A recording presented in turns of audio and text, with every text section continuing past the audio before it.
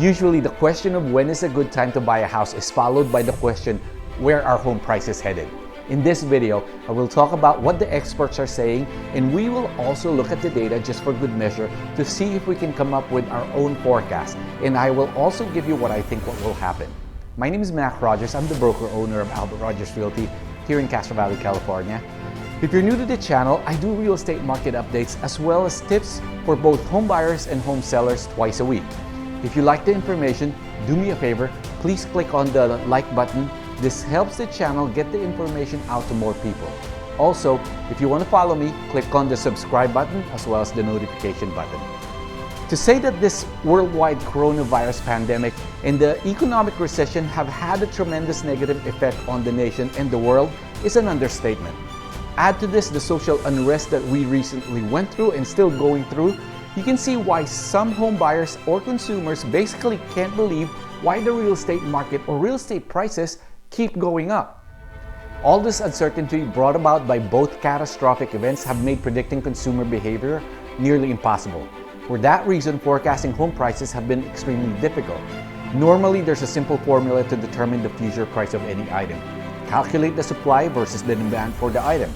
In housing right now, demand far exceeds supply. As a matter of fact, mortgage applications to buy a home just rose to the highest level in 11 years, while inventory of homes for sale has been at an all-time low. Think about this.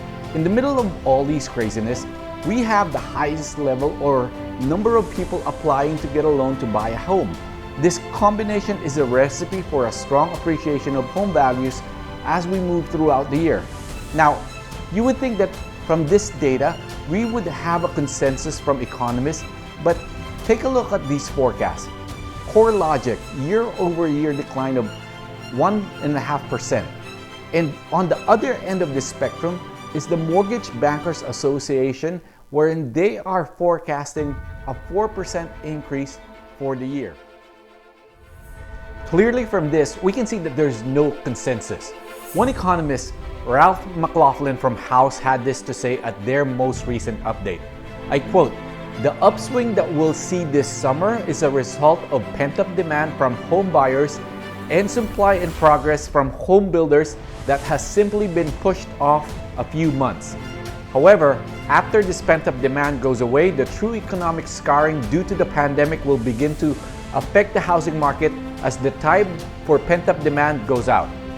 So what he is saying here is that basically this demand that we currently have is somewhat artificial in that there's a pent-up demand because of the current situation.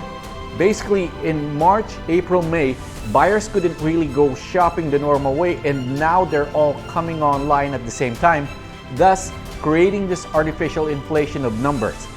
He also cites that builders could not deliver new homes also because of the work stoppage, thereby also reducing inventory artificially. Here's the thing, he has a point here. I've seen builders that was supposed to deliver homes in June and July move it out as far as October and even November. Also, sellers that wanted to sell started holding off on moving for various reasons, but mainly related to our current economic and social climate. And yes, when we got hit by this shelter in place, buyers dried up. But now that we're opening up, we have this influx of buyers. However, we also have to take into account two things that's very important before all these events started. When we entered 2020, demand was already high and inventory was already low.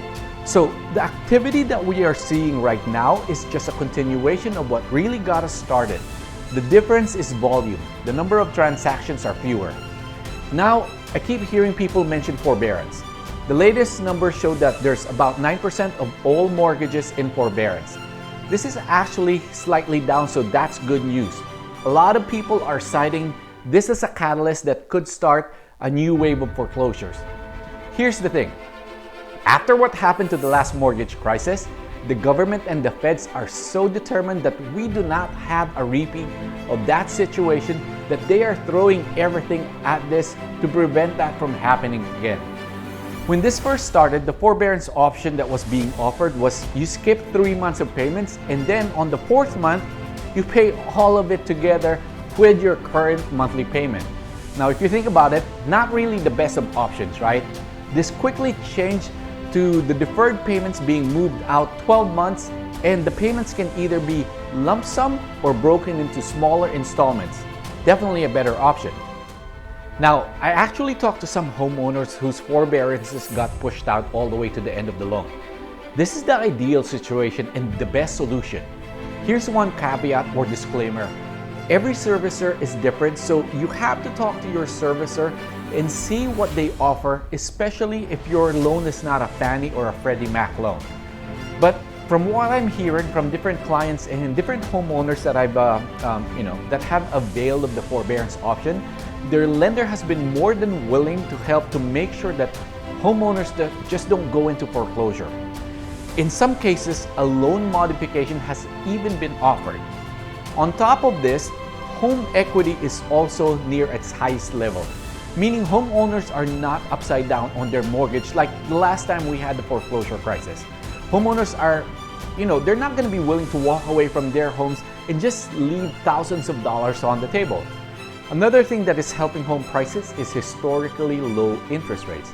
These low rates are encouraging people to start looking into buying their first homes, thereby creating more demand. This demand, coupled with the lack of inventory, pushes prices upwards. With all these things, where do we go from here? From what I'm seeing and what I'm experiencing here in the East Bay, pricing is mixed. It's mixed because the housing market should not be treated as one big market. It's very local. It varies from city to city or even neighborhood to neighborhood. If we're talking about generalities, then yes, I will tell you home prices are up. I have written offers for clients wherein we competed with more than 10 offers in certain neighborhoods. Likewise, I have also written offers in other neighborhoods where our offer was the only offer on the table. But even in those markets, prices remain strong. Sellers were not willing to discount their homes because their belief is that someone will come along and pay their price. And in most cases, they are right. The one thing that hasn't been really discussed or touched upon are renters. While the government is doing a lot for homeowners, there's really not a lot being done for renters besides a moratorium on evictions due to the virus. Landlords in most cases still have to pay their mortgages on these properties. Clearly, if a landlord gets a forbearance option on an investment property, it would be nice if they were to extend this to their tenants as well. But what about those landlords that are not given forbearance options? What about tenants who continue to suffer because of the pandemic? They can't just get up and put a sign and sell the apartment. They don't have that option. This could be an issue down the line as the economy opens up and we see how businesses fare. The bottom line is this. If you're looking to buy a home right now, interest rates are great and prices remain strong and probably won't dramatically change this year. If you're a home seller, this does not mean you can slap a lipstick on a pig and expect top dollar for your property in less than a week. You still need to make sure that your house is turnkey ready for the next homeowner and price it accordingly.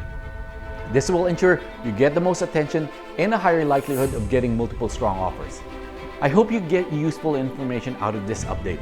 If you're a first-time home buyer or a move-up buyer, I have a free guide that will give you an overview of the home buying process and demystify or make it less complicated. For the homeowner that is thinking of selling, we also have a guide that will help you start the process, and we also offer you a free complete market analysis so that you have an idea of what's going on in your neighborhood. Have a great day and I'll see you next time. Bye-bye.